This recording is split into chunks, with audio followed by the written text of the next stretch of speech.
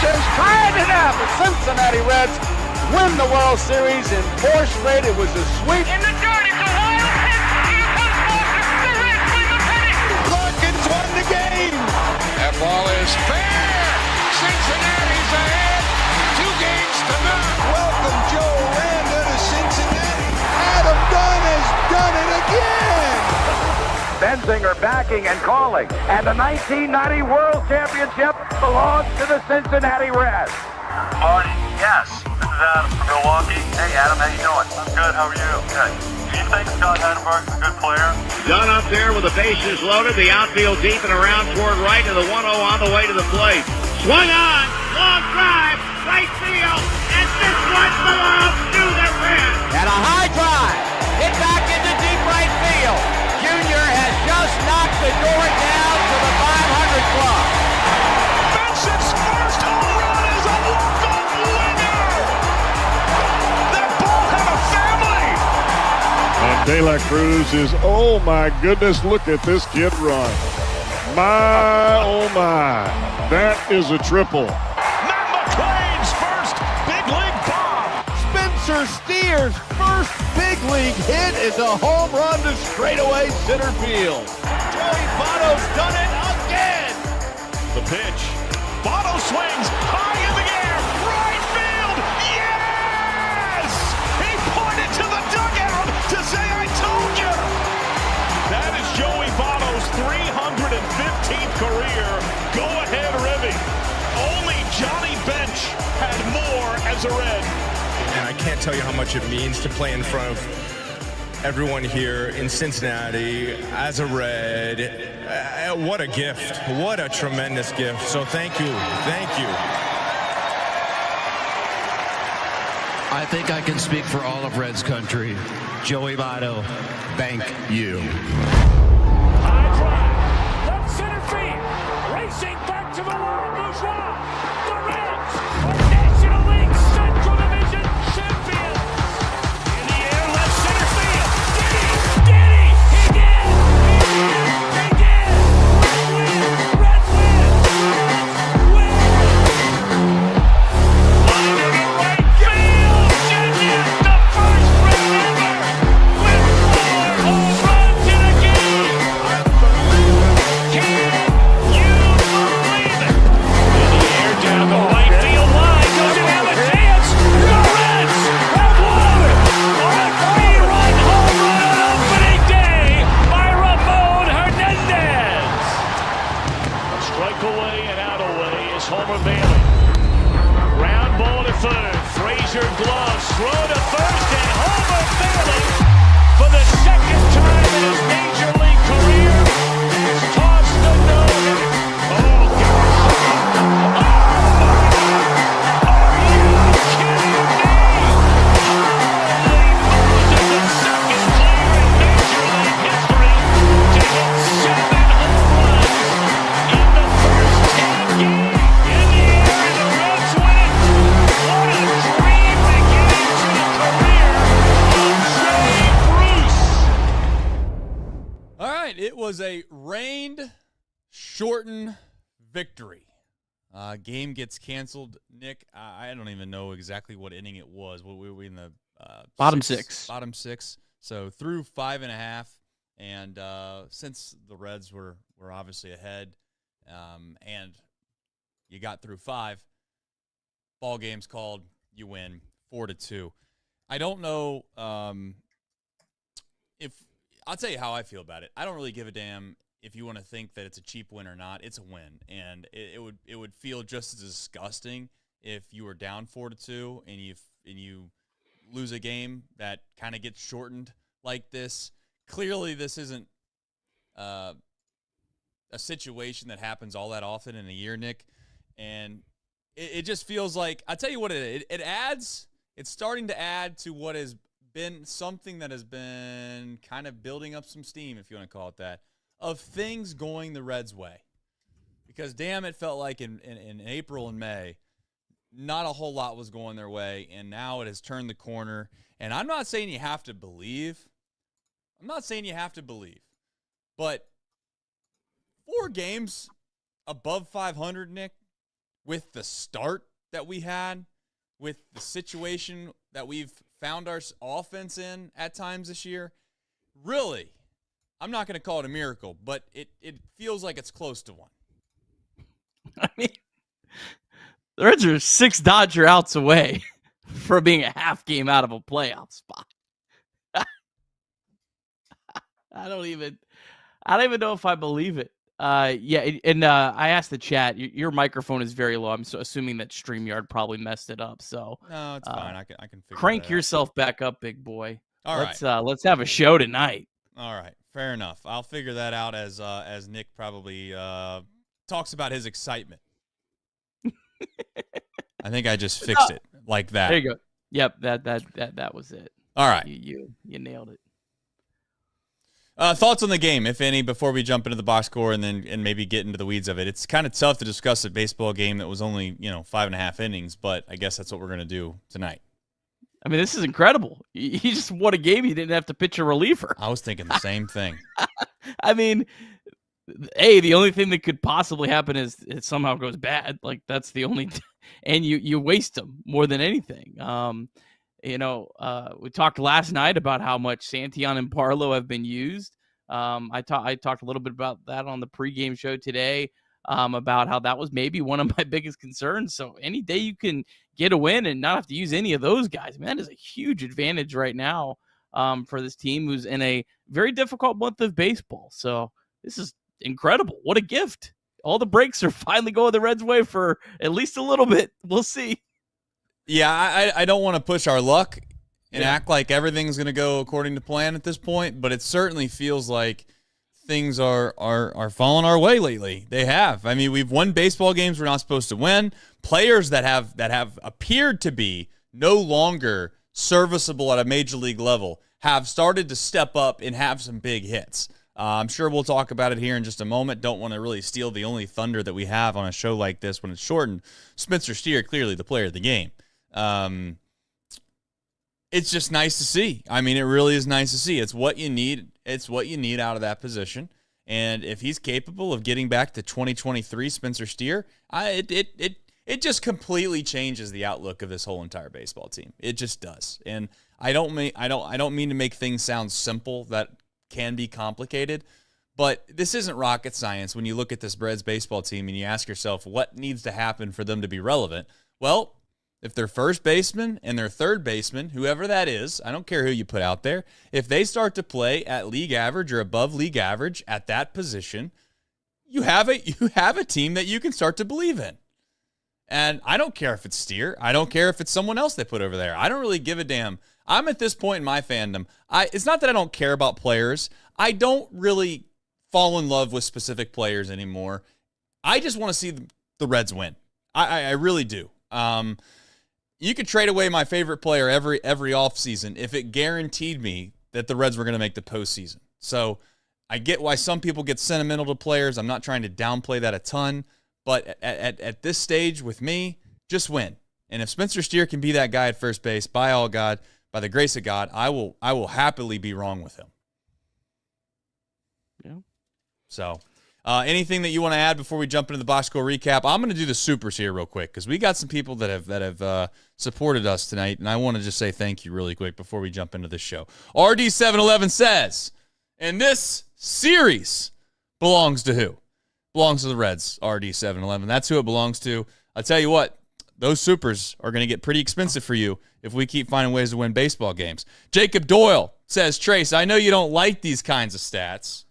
Here we go. But we are on a 91 win pace since the 3-7 start.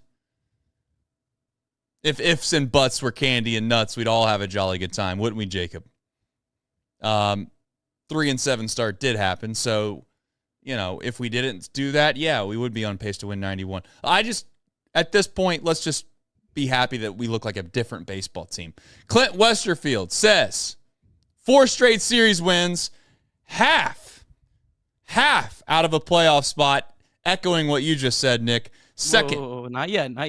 Second in the Central. And James Dornsife just became a nut cutter. Thank you very much for supporting our channel. And Clint Westerfield. We got 2 people.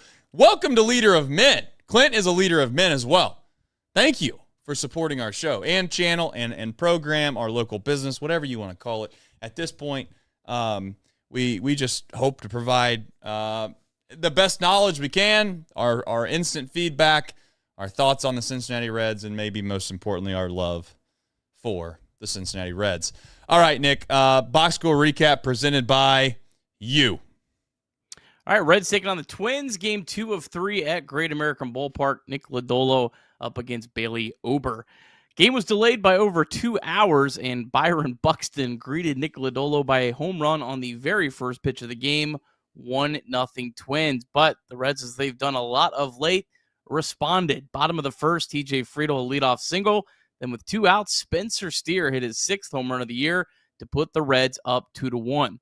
Reds added another run in the second on hits from Trevino, Fraley, and McLean, and then added another in the third on a Spencer Steer double and a Will Benson 107-mile-per-hour single, 4-1 Reds.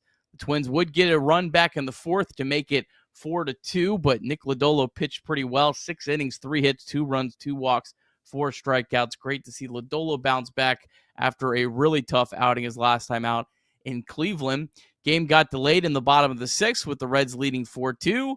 They twiddled their thumbs and decided that was enough. They called the game. Reds win 4-2. Reds have now won 9 of 11, and the Reds have won 4 straight series against quality baseball teams. The Diamondbacks, Guardians, Tigers, and Twins, all teams that come into this year had playoff aspirations. Almost.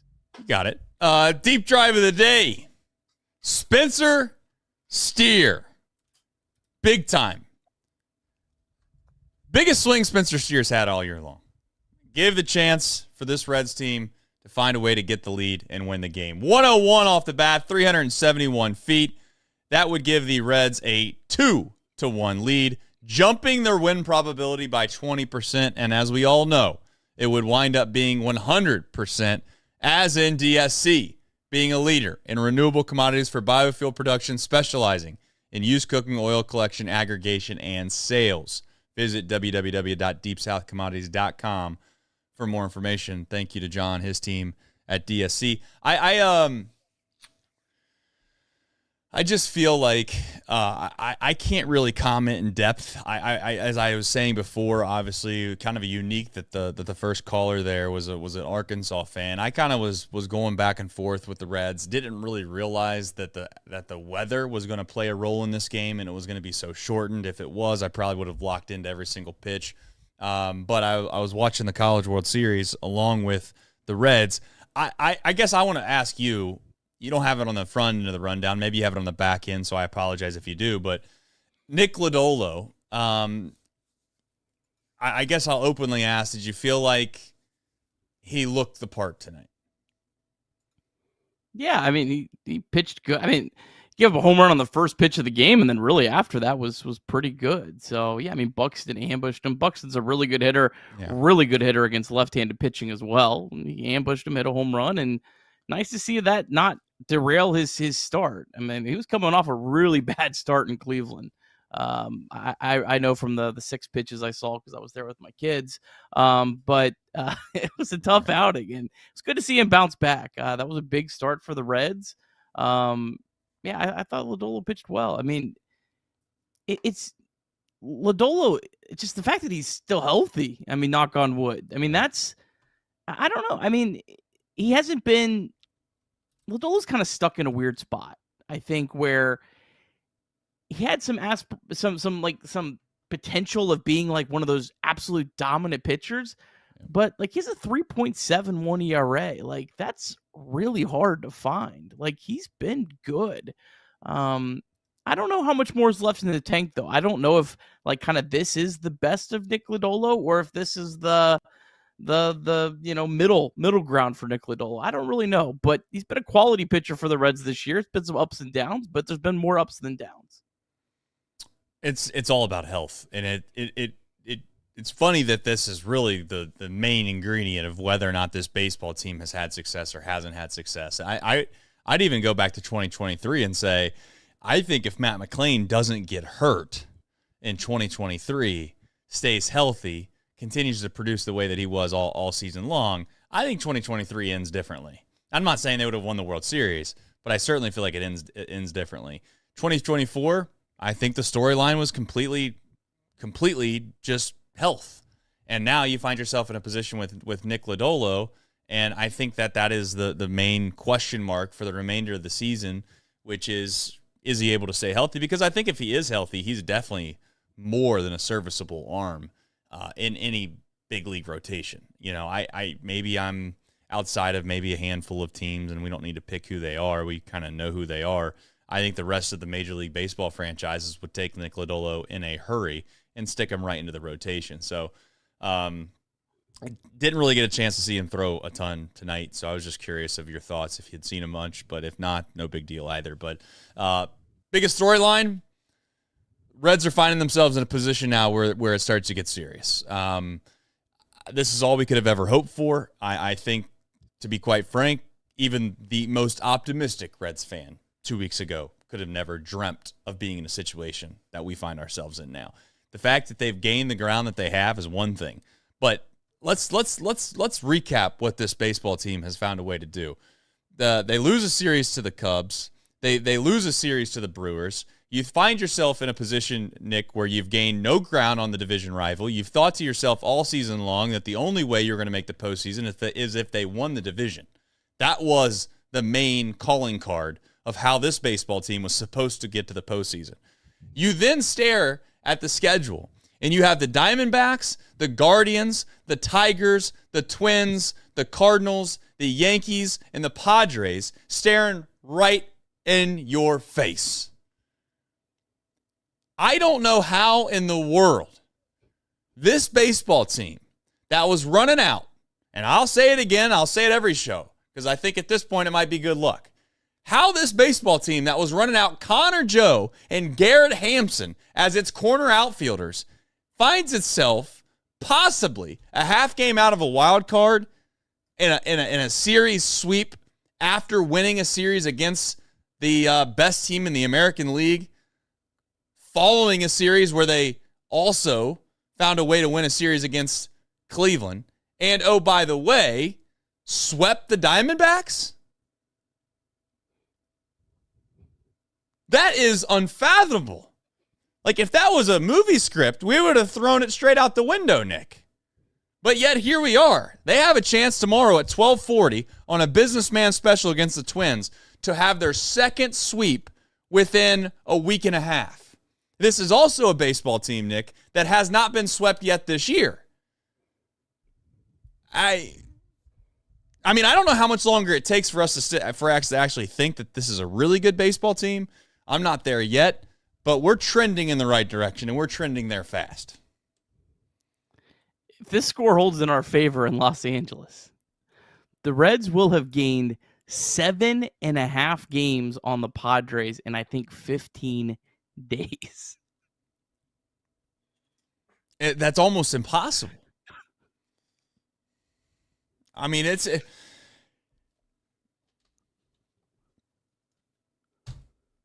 a miracle. I mean, it's a miracle, and maybe Tito had it all right all along. Who knows?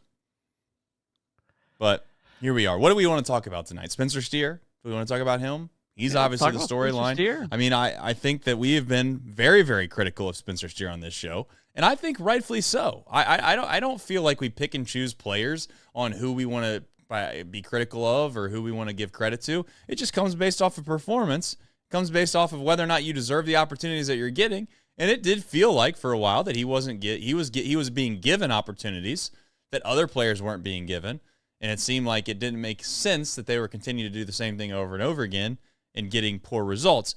Spencer Steer, he has looked better, I think, if we can say that, Nick. He has looked better maybe over the past few weeks. I don't think that the advanced analytics are going to totally agree with that. I know that perhaps the Savant page it looks like Antarctica at times, but I don't really care anymore. If Spencer Steer can find a way to get hot, be my guest. I I guess that's where I leave it. Is I'm hopeful that this is a start of him finding some confidence and producing.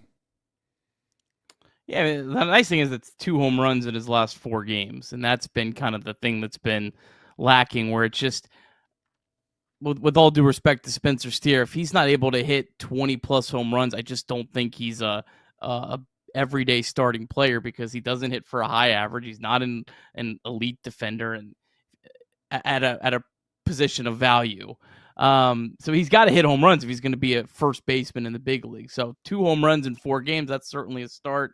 He's kind of in the Matt McLain boat. I mean, the funny thing is, they both have a 71 WRC plus right now. They've had identical seasons, but it felt like McLain was kind of viewed as more of a more of a hit the bottom than Steer did for some reason. But Steer was looking better, but then coming into today, he was only at a 235 on base percentage in June. So I don't know. I don't know what to make about Spencer Steer. But if he's going to play first base, he's got to hit home runs. Great to see him do that twice in 4 games. And I hope he can get hot. Again, like I'm with you. I don't really care if it's Steer that takes over first base. I don't care if it's CES. I don't care if it's Candelario. I don't care if it's Rhys Hines. I don't care if it's Ryan Velotte they just called up. Just please, someone take that position and hit home runs like every other playoff aspirating team has, because first baseman hit home runs. Yeah, and it's also, like, to make it even worse, if you don't get production in that position, I think it's pretty evident it's the easiest position to find in Major League Baseball when it comes to depth, being able to find some production at that spot.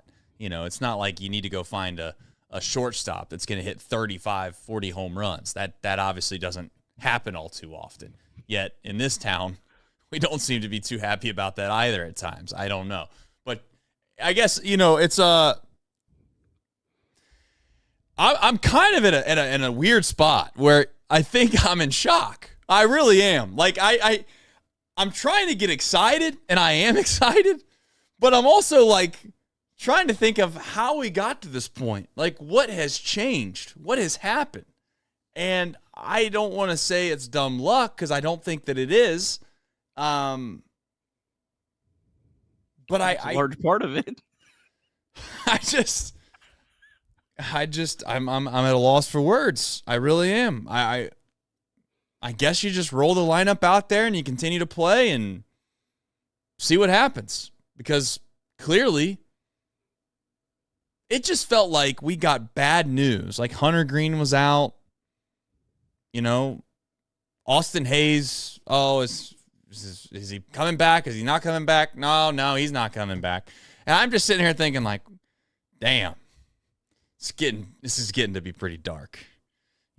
I mean, the lights are off, and I can't see even the slightest light at the end of the tunnel. And I got to tell you, I don't know how they've done it. Yet, here we are. So, if you can explain it, be my guest. But I have no explanation how they just... I just listed the schedule. I mean, those aren't teams that you just walk right through. Yet, they found a way to do it. So, give Gavin Lux some credit. Give Tito some credit. They said, starting to feel like we're going to get hot. And they weren't wrong. So, here we are. June 19th, baby, 2025. And we're going to find ourselves right there in the thick of a wild card race. And I get it. There's a long way to go, but that's all this is about in Cincinnati at this point is to get us in a spot where we can fill the ballpark up again. I mean, I'm not trying to get us excited, but Yankees are coming to town. That's probably going to fill the park up regardless. But then the Padres come to town for a 3-game set. Huge series. A massive series. So, anyway, if you haven't yet, I'd consider thinking about going down to the ball yard next weekend, as in, like, the following weekend, the 27th, 28th, and 29th. Anything else that you want to get to before we get into the back half of the rundown? No, I mean, echo, like, those 3 games against the Padres are probably the 3 biggest games of the season. I don't think that's hyperbole, because they're the only team that you're fighting with for a playoff spot that you can really control. Unless you really think that somehow the Cubs can collapse. It's possible, but I look at that Cubs team and they look pretty legit. So I hope I can reverse jinx them into failure. But I would love to be pleasantly surprised. That would be very enjoyable to be pleasantly surprised by something like that. All right. As always, please remember 988 is a hotline that is an anonymous hotline. You can text and or call day or night 24/7. Also, mantherapy.org is a place where you can go and find resources that help you in a variety of ways. If you're ever in a situation where you might have a subject that is bothering you, it's okay to not be okay.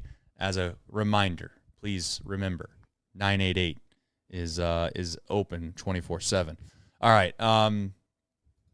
Back half of the rundown, you got Lodolo on there. We can kind of obviously just somewhat breeze through Lodolo because we discussed him already in the show. I guess from here on out, when you have a game that goes basically what is 5.5 innings, there's really not a lot to discuss from a game perspective. You found a way to get some hits. Matt McLain, also, big hit. Felt like good that defense. Was good defense. Felt like Matt McLain previously when we were struggling wasn't even not that I wasn't even getting big hits. He wasn't getting hits at all. So that's another positive sign. And we really just need, if nothing else, some of these guys to gain some confidence. And I think McLain's one of those guys. Steer's obviously one of those guys. And I think if anybody can showcase what confidence can do for a player, look no farther than Jake Fraley, in my opinion. I mean, it seemed like he was lost, and then all of a sudden he finds a way to help the team out, and then he starts playing significantly better. So, Trevino had 2 more hits. I mean, yes. He's been awesome. Can we say that he's been almost? I know everyone talks about all-star, this, that, and like. I got to tell you, Trevino deserves way more credit than this fan base gives him because he was holding up a position at a time where there was really not much there, and I know, I'm well aware that Austin Wynns played very, very well as well. So if you want to add Austin Wynns into the mix, be my guest. Trust me, I'm an Austin Wynns stan. But that position itself has been played at an all-star level for this baseball team, and Trevino is a big part of that. So. Yeah. Trevino's just been huge for this team, and the fact that you got probably the best offensive production from him when Stevenson was on the IL, that's a huge lift for this team. Benson, another big hit, another hard hit ball. This lineup is pretty solid. I'm very bullish on Matt McLain though.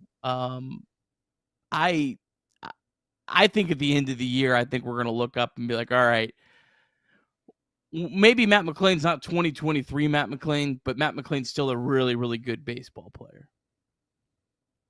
He's I would say he's always looked the part, but that's not the truth at the plate. He looked lost for a minute, and I just think that's part of baseball sometimes. It's such a demanding, difficult sport, and I always say, like, baseball, and I think golf's very much the same. Like you can't force things to go well for you. You can try harder, and it doesn't mean that it's going to work, right? Like I think football, I think that, if you're a linebacker, right? It's like you really can't mentally psych yourself out as a linebacker too often. It's just you see the play, you react, you go make the play. There's not a whole lot of mind games that are going to go into that. Same with basketball, in my opinion as well. Maybe you could convince me a shooter, but a lot of just basketball players, it's, drive to the hole, finish, get fouled, go to the line, et cetera, and the game's so fast up and down that you don't have enough time really to psych yourself out. Baseball's not that way. It's a methodical, slow, thinking man's sport. You have plenty of time out there, trust me, to try to think through all these scenarios before they happen, and I think that it's very understandable that there are times where baseball players are going to go through a rough patch. It's unfortunate that we just have so many guys that have been unproven that, Nick, instead of just saying, like Joey Votto, Joey Votto had that happen in his career at times where it's like you can't just like look at Joey Votto and be like, we all know Joey Votto's going to figure it out. I'm not even worried about him. The problem with CES and McLean and Steer and, name the rest of these guys is that you don't have enough sample size to be like, oh, they're definitely going to figure it out. No problem at all. Because you're kind of trying to figure out if they're legitimate big league players or not. And I think that we kind of found ourselves as a fan base with that with Matt McLean. It's like he looked so damn good in 2023, but then he got hurt. And then he was out all year of 2024. So you can start to maybe understand that maybe this injury affected how he's going to be for the rest of his career, because that's understandable too. So I'm with you. Matt McLean, huge X factor. Hopefully he can bounce back, and he's probably not going to get back to the same numbers that he had in 2023 because of the start he's had. But, I mean, if he does, he's going to tear it up for the next 3 or 4 months, which would be great. But, we'll see. We'll see where the chips fall. I just know this.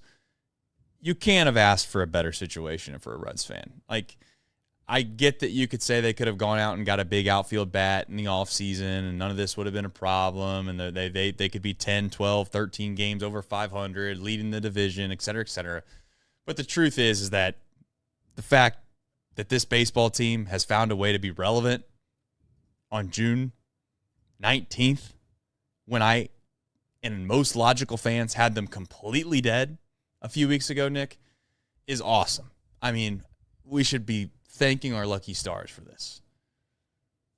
Yeah, and I'll add that Gavin Lux and Jose Trevino have been a lot better than most of the players that people wanted this offseason. So, really, I mean, again, they would have been different situations for different guys, and not everything is equal. But I think the Reds are in a good spot, and I don't really think there's a whole lot more that could have been done to get into a better spot than where they're at right now. And we'll see how they're able to play. Whatever they do at the trade deadline, though, can we please try to admit that what their current team does is what's going to get this team to the promised land or not? Like, you can go add a couple pieces that will help you, but if these guys don't play well that we're counting on right now, that are playing well right now, it doesn't matter who you go get at the trade deadline. I tend to agree with that. I tend to agree with that. I think at this point, there's not one just gigantic hole, and if you fix that, everything's fixed. It feels like maybe, if nothing else, we got small leaks at 5 different spots, Nick. Yeah. And you know what I'm saying? And this team doesn't have the ability, or they don't have the luxury of going out and spending enough money to get 5 different patches. So if nothing else, maybe you can take a guess and hope that maybe let's patch up these 2 holes, because they look like they're the most concerning. But you still have the other holes that are going to be an issue. And the really only way to fix any of this is that it fixes itself and the players start to play better. And that's what's happened. We've gotten production out of some spots we haven't gotten production from, and hopefully that continues. So I know people are going to listen. I'm not saying it's a problem that we have people that are excited, that are back on the bandwagon. I am all for people coming back. People have wrote this team off. They're probably going to wake up. They're going to look online. They're going to check the standings, and they're going to be like, damn, I haven't watched the Reds in 3 weeks. What's going on? That's 100% going to be a sizable portion of this fan base. And I would say that's okay. But what I want everyone to understand is that there is not going to be this sense of urgency to have to go out and get all these guys at a deadline, because you have to get them in order to fix some major problem that's going to guarantee them to get to the postseason. I can already see it now. You didn't do anything in 2023. You need to do something now.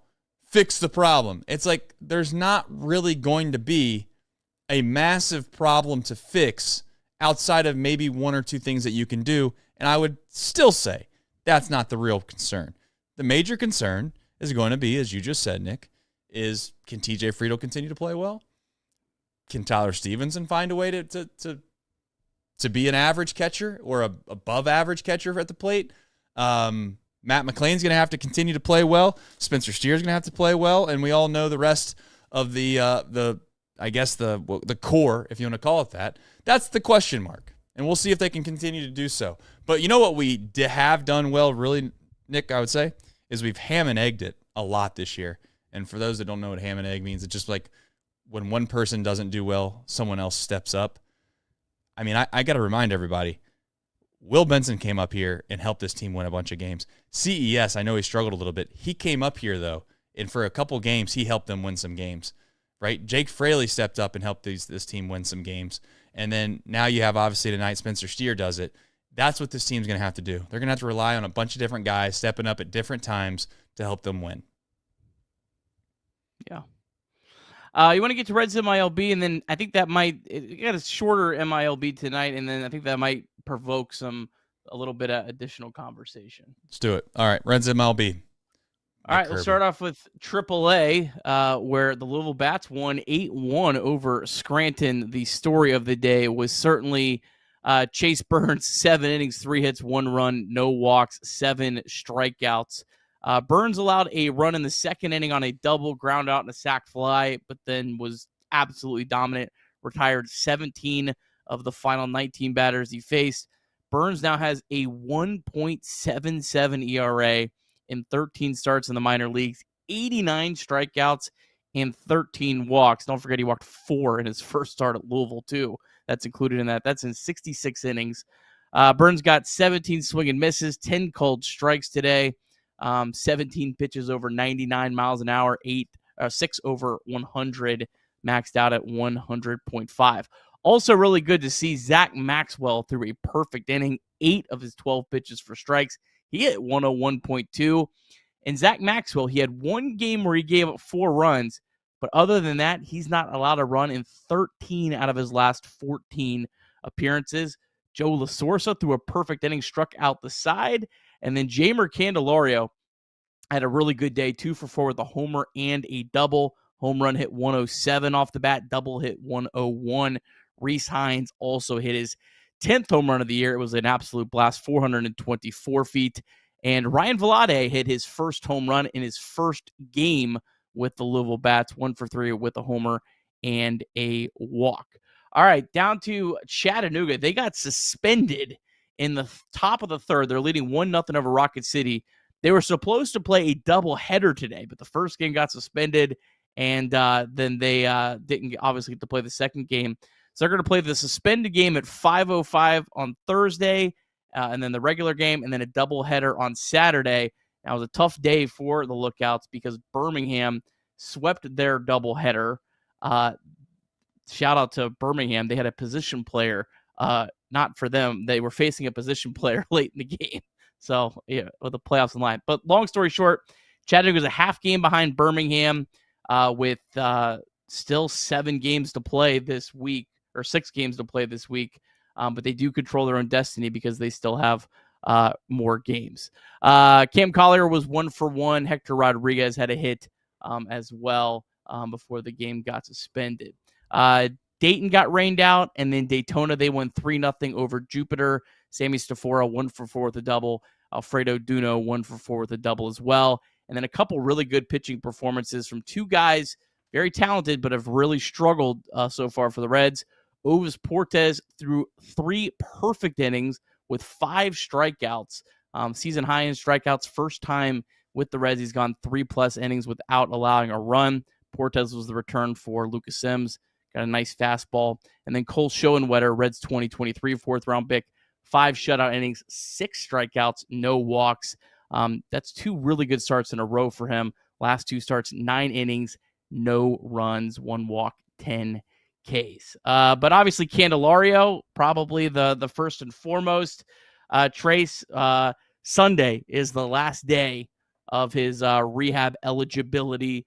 Now you could, I guess, in theory, if Candelario went along with it, put him back on the IL and take 5 days off and do another rehab.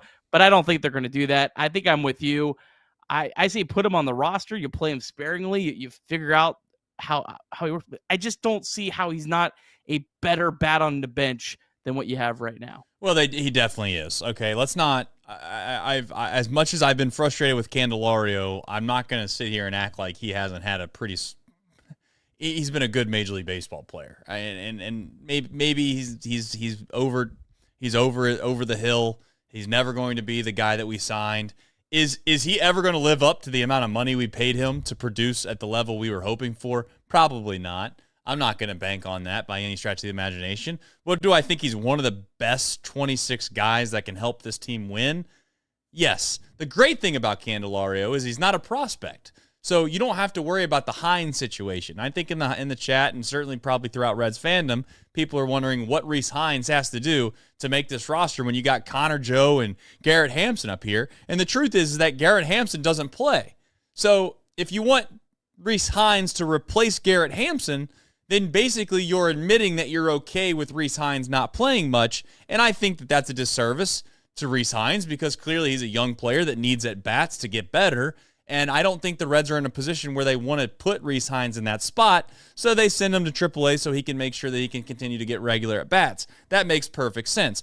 Candelario, you don't have to worry about that with. You just don't. At this point in his career, when his contract's over with the Reds, it's probably over for good. I could be wrong. I was wrong about Wade Miley, and I had Wade Miley out of the league 6 years ago, and yet he's still pitching for my favorite baseball team somehow. But Candelario, I just want to remind everybody that MiLB Marte was also a guy that everybody acted like they could care less if they never seen again.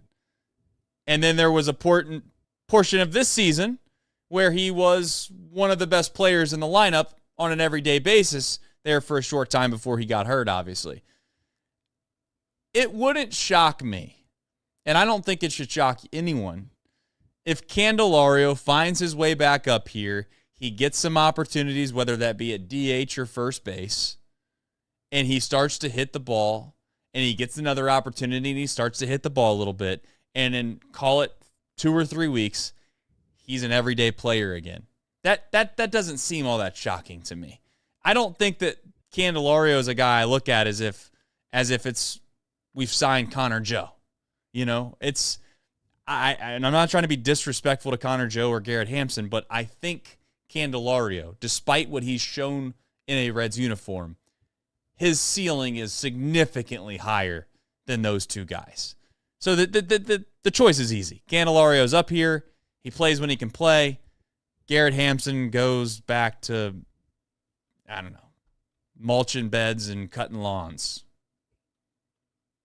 I'd say I think no one would pick him up, but someone picked up Jacob Hurbies. Yeah, the Mariners will probably take him. So we'll see. June 2024, Jeimer Candelario hit .290 with an .893 OPS and hit 8 home runs in 23 games. You're not cutting that guy. You need to keep him around a little bit longer to see if there's anything left in the tank. I wish he would have played better in the minor leagues. I wish he would have instilled a little bit more confidence, but you're not cutting him. I don't think you're throwing him right into the lineup either. I think you have to pick your spots, but he's clearly a better option than Garrett Hampson. He's a better bat off the bench, and I'm with you. It wouldn't surprise me if he does get hot. So yeah, we'll ultimately see on that. The other thing I'll say about Candelario is I've never got any indication that he's going to kind of be that like veteran guy. Like I felt like Moustakas, like if you would have had to try to put him in this role where he's going to play once a week, he's probably not going to be a very, loyal compadre in that dugout and, going along with it. And Jeimer Candelario to me has always been a positive guy that I think would do fine in that role and wouldn't be the kind of like distraction, because that's really the only downside I think to a player that's kind of in his spot is you play him once or twice a week and it becomes like this whole thing where, he's upset about it. There was not a peep about it when they benched him before he got hurt. Everything is been, seems like a model citizen. So I don't have any issues with that. And again, yeah, he's clearly a better option than Garrett Hampson. It's not even close. Yep, and he's going to be the option. So I also think, to your point, Candelario has had enough service time, has played long enough for the Reds, and has not played well long enough for the Reds, where I think he can understand the situation that he finds himself in. It would be different, Nick, if I felt like it was like an Austin Hayes situation with Candelario, where he's played sparingly and he's played semi-okay at times, and then he's gotten hurt and he's gotten hurt and he's gotten hurt. So he's finding himself from an outside looking in, from trying to get back into the lineup. But I think, Nick, since he's played poorly for so long, that his attitude will be different about that. You know, I just... You'd have to have your head so far down in the sand if you're Candelario to think that you deserve an opportunity 100% when you come back, when you didn't produce for most of last year, outside of maybe a month that you were genuinely great at. You gotten hurt, right? You come back this season where you have been a complete disappointment, and then you went on, I don't want to call it a phantom IL, but it certainly didn't seem like he was hurt. And no one suggested he was hurt until there was a number crunch. And then all of a sudden you had to find something to do with it. And all of a sudden he went on the IL. And then when you come back off the IL, you also don't light up the minor leagues. And now you find yourself in a position where you're either, one of two things are going to happen. You get DFA'd, or you sit on the bench for a minute and you wait your opportunity. And I think he will, as you said, Nick, do so with a smile on his face, or at least a positive attitude, which is good. I'm not downplaying that. Yeah, I agree with you. Like, there's no reason he shouldn't, but I've watched baseball long enough to see players that should, hey, I'm making $20 million. I just need to suck it up and try to be a good teammate that don't. And I just don't think Candelario is going to be that guy. I also think it helps that he's coming back into a spot where the Reds are playing well, too. Because I think it kind of makes it a little bit easier to say, all right, well, I just want to be a part of this. And, you know, it's a lot easier to just kind of sit and be a cheerleader for a team that's winning as opposed to a team that is in a downward spiral too. Right. No, I agree. I think we're on the same page. All right. I have a couple quick supers here to do, and then we got the little who, what, when, where, and why. Rolf. I think I'm missing some supers. We got to go even back farther than that. Rolf did say McLean with one hell of a clutch hit tonight. We did touch that. Logan Stevens says, first-time caller, long-time listener, Reds fans were there 4+ hours before the gates open to get Ellie bobblehead. Since he wants good baseball, hoping to get a perfect 3-0 with me in attendance tomorrow. We'll have fun at the game, Logan. Hopefully they'll find a way to win, and that would be a massive sweep. And I tell you what, at that point, the Reds have a chance. I don't know if I've been keeping the scores lately. We're close to getting to it. They have a chance perhaps to find themselves in a playoff position. I don't know if did they go final yet, Nick, or no? 3 more outs. I will let you know. All right. Alex Binyaz Harris says, I watched Chase Burns today. He is MLB ready. I agree. Rolf says, cheers to the banana phone. Back from the future. Let's talk about Noel V. Marte and Reese Hines' roles on this team. Best guess, rest of the season. Also, Trevino's fully back to scolding hot after tonight. Rolf then chimes in and says McLean is back, surprisingly early. There's no way to get reps with an oblique tear injury until you start facing real pitching again. This year is his mulligan.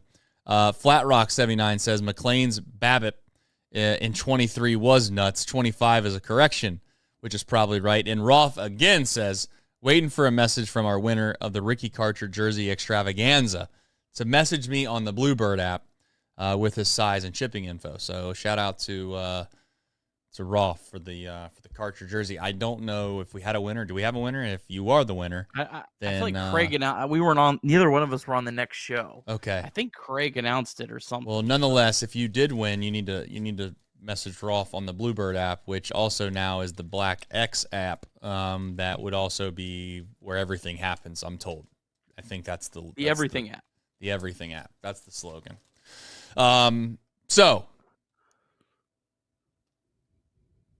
we got more baseball to be played tomorrow. It is almost 1 o'clock in the morning. We have 438 people watching this show right now, which is absolutely ridiculous and crazy. If you've not hit the like button already, please do so. Thank you for supporting us. We have two new members tonight. We've got super chats out the kids show. And, yeah, this is a fun time to be a Reds fan. That's all I got for you. We do have more baseball to be played, though, Nick. Reds going for a series sweep tomorrow, 12:40 p.m. It'll be Nick Martinez against Chris Paddock. Martinez gave up 8 hits and 4 earned runs in 5 innings over his last start against the Tigers. Martinez in his career against the Twins got rocked back in 2014 to 2017 before Martinez went to Japan. But since Martinez has come back, he has dominated the Twins. 1 run over 7 innings since he came back from Japan last September. 6 innings, 3 hits, 1 run, no walks, 6 strikeouts. The active Twins, though, have hit him pretty well. 16 for 51 against him. Carlos Correa is 9 for 14 with 3 homers. So I would expect Correa will be in the lineup tomorrow. The rest of everyone else not as impressive. Buxton and Vasquez are 2 for 8. Bader 1 for 6. Ty France 1 for 3 with a double. No one else has more than 3 at-bats. All right, Reds are going up against Chris Paddock. He's coming off a start in Houston where he allowed 12 hits and 9 runs. He had been really dominant prior to that, but got beat around his last time out. Paddock in his 7th big league season came back from Tommy John surgery back in 2022. Interesting nugget about Paddock. He, of course, came up with the Padres, and then he was traded to the Minnesota Twins in April 22, along with Emilio Pagan. And the exchange was for Taylor Rogers and Brent Rooker. So kind of a wild trade that he was a part of. He hasn't faced the Reds since 2021, but 1-1 with a 4.09 ERA in 2 starts. Gavin Lux, 2 for 4 with a double. Jose Trevino, 2 for 2 with a double. Fraley 0 for 2. Hampson, 0 for 4. All right, and we have, of course, some drama happening out in L.A. Are we going to stay on for this? Or? Yeah, might as well. At least the half inning. Yeah, we'll stay on for the half inning. If they end up having to go to the bottom, we're out of here. So if you haven't already, please like the stream. What we're going to do here is we are going to try to maybe kill 2 birds with 1 stone, as some would say. We will sit here and watch the finale of this Dodgers-Padres game that would give the Reds a basically just a half game seat out of a wild card position on June 19th. It might not mean much, but it always means something at the end of the year. These games do. So, Nick, not that we need to get synced up, but I am currently watching. We have the score bug on it now for us. There we go. Nice. That's big league by our man. I'm assuming you're watching. Yes, you're not watching. I'm watching the 2-2 swing and a fly ball to center. Okay, you're ahead of me. It's gonna make it 3-2, but it's a big out, and I think he's gonna hold the runner at second. All right, there we go. Fair enough. You are well ahead of me, which is fine because you're probably watching it legally. Some would say. I might be watching it in Pirates of the Caribbean style. Are you at least on the Dodgers broadcast? I don't know. Not listening to the game. I just watched that fly ball though. Finally. I don't really know how to describe what the Dodgers. It's the kind of plain looking score bug. It's in the bottom lower right corner. Is that where your score? Bottom lower right hand corner. Yes. Okay, so you were watching the Dodgers broadcast. All right, that's important for syncing purposes. That is true. I don't. The mighty Dodgers not give us a pitch count? Are you kidding me? Don't have enough money for it. Oh, here we go. All right, they get it like 5. All right, so I'm on an 0-1 count to Xander Bogaerts. You're going to get it at 5. Perfect. I just seen the 0-1. Okay. You're going to get it like 5, and I'm paused at 2, so you got to be okay, quick. I'll be ready.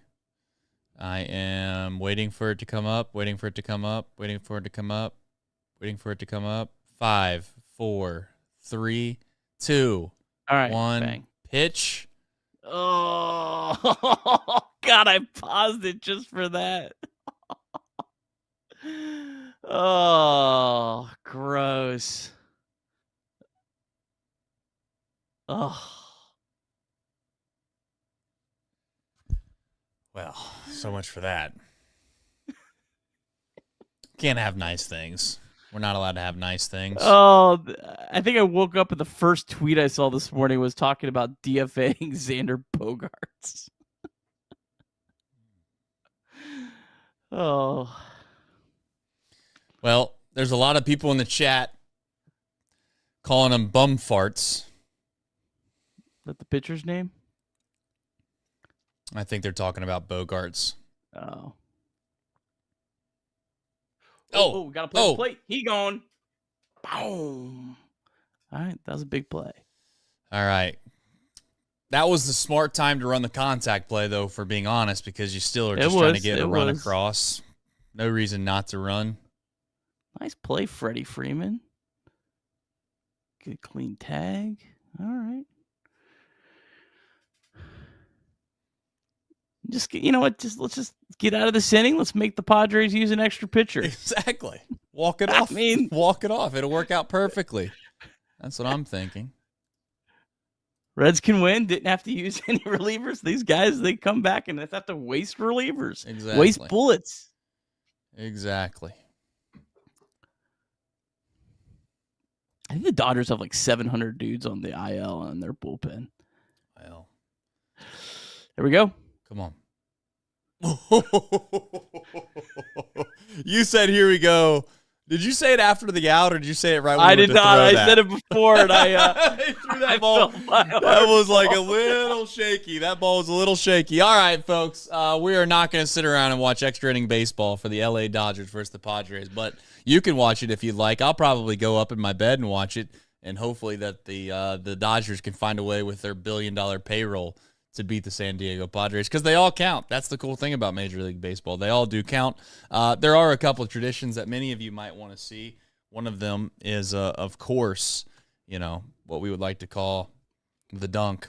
Some of you tonight said that we want a series. So for all of you that said we want a series, may take a little medicine here before we go to bed.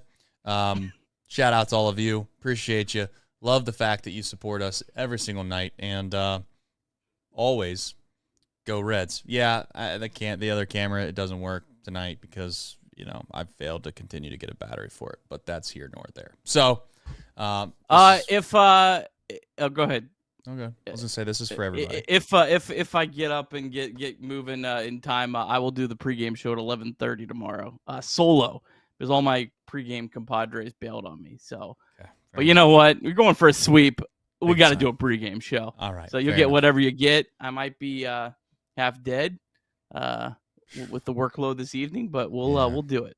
Yeah, you guys wonder why Nick, when he's going to be like 50 years old, his brain cells are going to be completely gone, because he just never sleeps ever.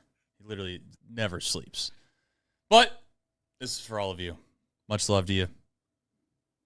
Don't know what else to say.